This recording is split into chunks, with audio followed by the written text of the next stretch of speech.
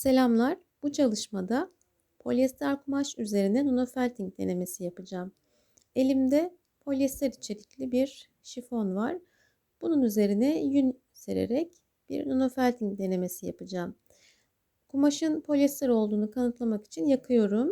Bakın kül vermiyor ve naylon yanığı kokusu açığa çıkarıyor. Zeminde pürüzlü bir yüzey olması gerekiyor. Bu şekilde bir pat pat naylon ya da kaydırmaz bir yüzey serebiliriz. Merinos yün kullanıyorum. Avustralya Merinos yünü. Kısa liflere sahip ince bir yün. Bu çalışmada öncelikle kenarlarda uygulayacağım. Kumaşın kenarında uygulayacağım. Videonun sonuna doğru da bir parçayı ortasına yerleştireceğim ve ortada nasıl kullanabileceğimizi göstereceğim. Bir sıra halinde yünümü serdim. Şimdi yünün boyunu uzatmak için ikinci sırayı yerleştiriyorum. Bu şekilde kenarlarda çeşitli şekiller verebiliriz. Saçaklar, dantelimsi görüntüler veya volanlar oluşturabiliriz. Nanofelting aslında ipek üzerine yapıldığında çok güzel duruyor. İpek üzerinde tamamen yün serilip uygulandığında, harika desenler verildiğinde de çok güzel sonuçlar elde ediliyor.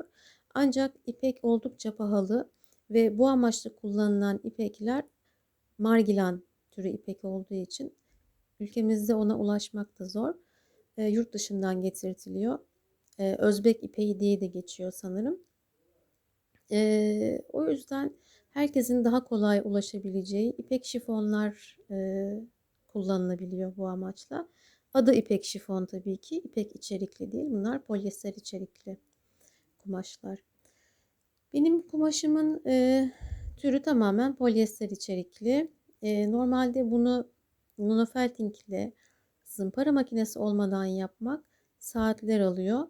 Ama birazdan göreceğiniz gibi bir 15 saniyede yün zımpara makinesinin etkisiyle tamamen diğer yüzeye geçiyor. Polyester içerikli kumaşlarla nanofelting yapmak için 3 tane temel kriter var. Bir tanesi sıcak su kullanmamak, diğeri zımpara makinesi kullanmak, bir diğeri de yavaş keçelemek. Neden böyle? Şimdi zımpara makinesi yüksek bir titreşim veriyor ve yün liflerinin kumaşın diğer tarafına geçmesini sağlıyor. Soğuk su ise yün liflerinin birbiriyle keçeleşmesini yavaşlatıyor ve liflerin diğer tarafa, kumaşın diğer tarafına, kumaşın deliklerinden geçerek tutunmasını sağlıyor. Evet, sadece kenarlarda uyguladım zımpara makinesini ve fazla suyu havluyla aldım. Sıcak su kullansaydım yün lifleri kumaşın içine nüfuz etmeye fırsat bulamadan birbirleriyle kenetleneceklerdi ve polyester kumaş üzerinde keçe oluşup kumaştan sıyrılacaktı. Bu nedenle polyester kumaşlarla nanofelting yaparken yavaş, soğuk suyla ve zımpara makinesiyle çalışmamız önerilmekte. Nanofelting tanım olarak yünün çeşitli kumaşlar üzerinde keçeleştirilmesi anlamına geliyor. Yani yün ve kumaş birleşerek yeni bir yüzey oluşturuluyor. Bu amaçla çoğunlukla ipek kumaşlar tercih ediliyor. Gözenekli, daha seyrek dokulu ipek kumaşlar ya da tülbent tarzı kumaşlar, pamuklu kumaşlar tercih ediliyor. İnşallah bundan sonraki birkaç videoda farklı kumaşlar üzerinde nanofelting denemeleri göstereceğim. Küçük parçalar üzerinde yapacağım bunu. Siz de bundan belki esinlenerek daha büyük ebatlı projelerde farklı kumaşlar üzerinde yünü sererek nanofelting denemeleri yapabilirsiniz. Şile bezi üzerinde de nanofelting çalışmaları yapılıyor. Sadece desen atılabilir yünle, güzel desenler oluşturulabilir ya da kenarlarda yünler kullanılabilir. Tamamen hayal gücümüzle sınırlı yapabileceğimiz şeylerin sayısı ve türü. Zımpara makinesi ile ilgili aklınıza takılan sorular varsa kanalımda mevcut olan bir video önerebilirim size. Zımpara makinesi kullanmalı mıyım ya da zımpara makinesi ne işe yarar? Ayrıntılı bir şekilde anlatmaya çalışmıştım o videoda. Ayrıca ince ipek kullanarak bir şal yapmıştım. Beyaz, ucunda beyaz laleleri olan bir şal yapmıştım. Onun videosunu da kanalımda bulabilirsiniz. Ben video açıklamalarına ve kart bilgilerine bu videoların linkini bırakacağım. Arzu ederseniz oradan izleyebilirsiniz.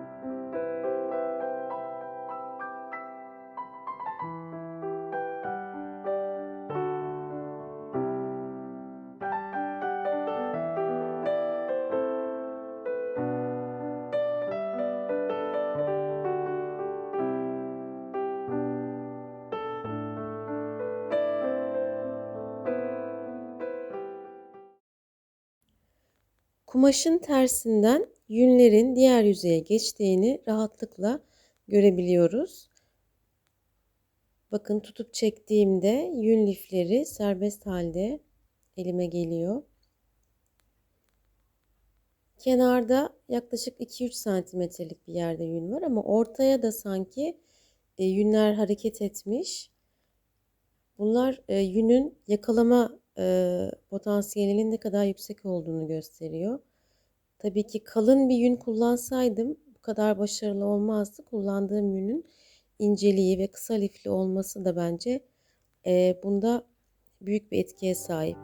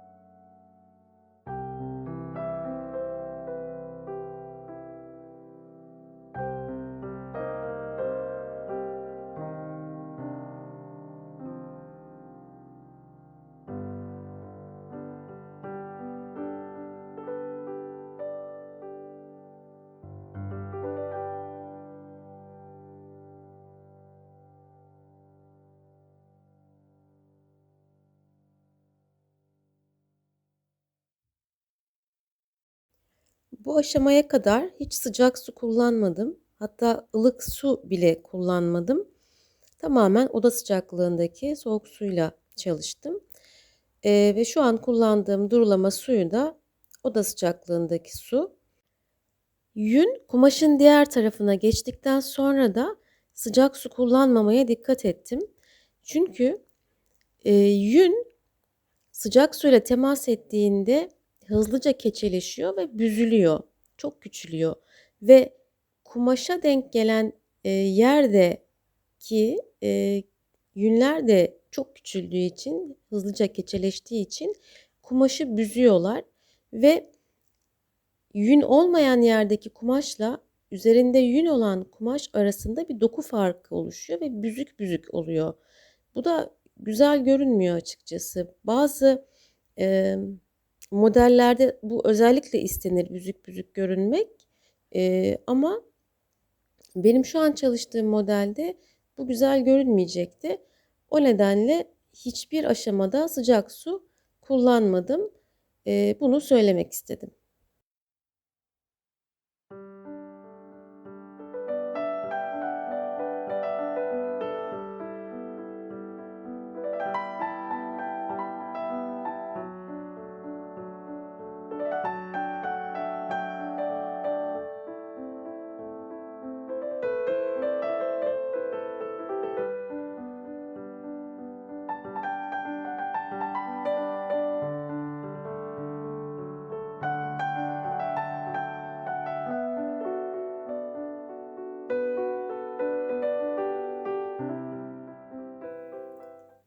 Evet, arka yüzeyi gösteriyorum şimdi. Bakın ön taraftaki yünler kumaşın arkasına geçmiş ve hatta kumaşın artık kenar ipliklerini bile yünler tutmuş, yakalamış. Yün lifleri bakın ne kadar ince, çok ince. Bu geçtiği her yerden, karşıya geçtiği her yerden yakalıyor, kumaşı yakalıyor ve diğer yüzeye geçen yün lifleri de o yüzeyde birbiriyle kenetleniyor. Ve bu yüzden, yeni oluşan kumaş, yani keçe kumaş, üzerindeki yüzey her neyse orada kenetleniyor ve kalıyor. Hem pardon, hem yün kendi içinde keçeleşiyor hem de, tutunduğu kumaşın üzerinde kalıyor. Bunlar da benim kullandığım kolluklardaki desen vererek yaptığım çalışmalar. Onları da zımpara makinesi kullanarak yapmıştım. 3 kenara da farklı şeyler uygulayacağım. Mesela bir kenarı genişleterek, volan oluşturmaya çalışacağım. Benim burada kullandığım, yünün genişliği az olduğu için volanlar da çok, küçük oldu ama daha uzun olsaydı o zaman çok daha güzel kıvrımlar elde edebilirdim. Evet, burası böyle olsun. Diğer tarafa da delikler açacağım. Bu delikleri, siz de görmüşsünüzdür Instagram'da ya da YouTube'da, böyle gül şekli veriyorlar. Kesik kesik böyle gül şekilleri, dantelimsi, görüntüler veriyorlar keçe ustaları. Çok güzel oluyor. Ben yeterli alanım olmadığı için o kadar büyük, şekiller oluşturamayacağım ama, minik delikler, oluşturarak bir dantel kenarı, görüntüsü vermeye çalışacağım bu tarafa.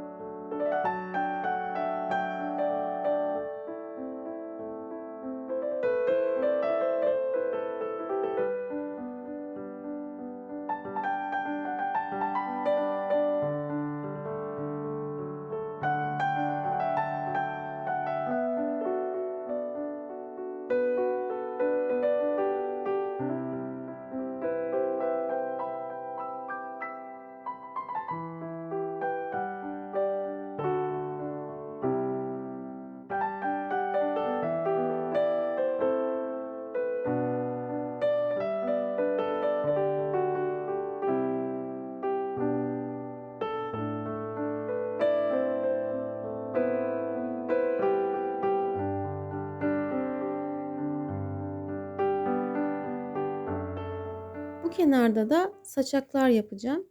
İnce ince kesiyorum. Daha sonra bunları tek tek, yuvarlayarak, pürüzlü bir zeminde yuvarlayarak, eee, kenarları oval, minik saçaklar haline getiriyorum.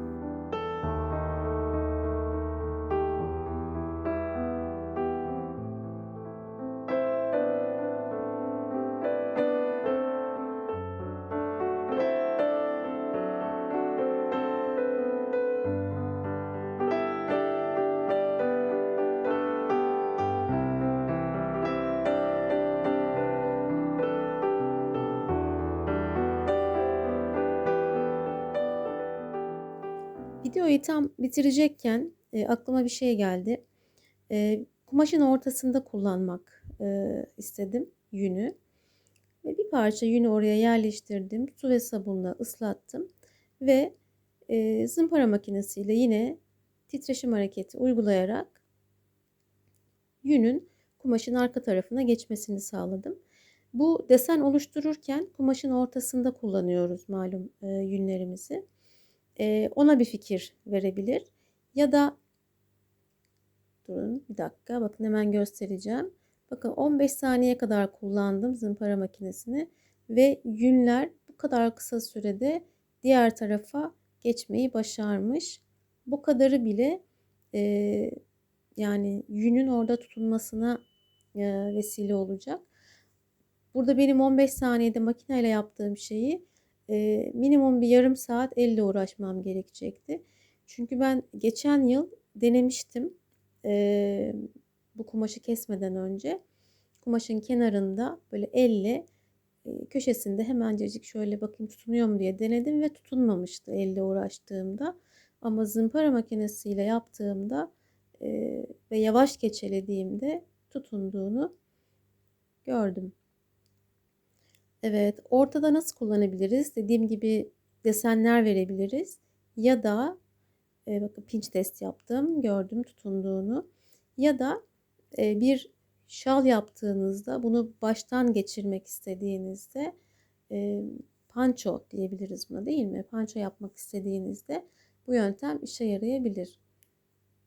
Evet, kumaşla yün buluştu, tamamen kaynaştı. Yüzeyde bir keçe oluştu. Şimdi orayı yuvarlak bir şekilde keseceğim. Bakın güzel bir yaka açıklığı oluştu. Bunu pançolarda kullanabiliriz bence.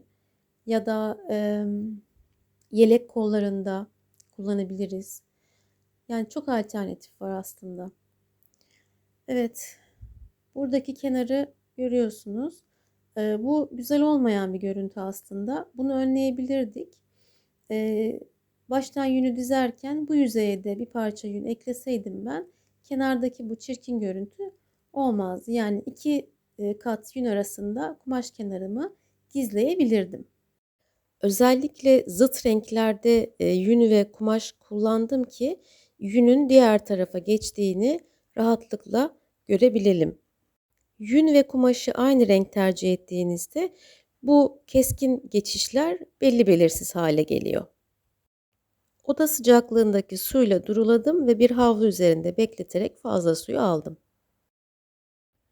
Son halini göstermek istedim.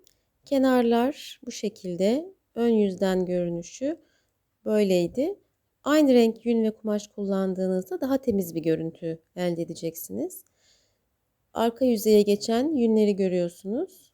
Bu e, kumaşın yüzeyinde, polyester kumaşın yüzeyinde yünün gayet iyi tutunduğunu gösteriyor.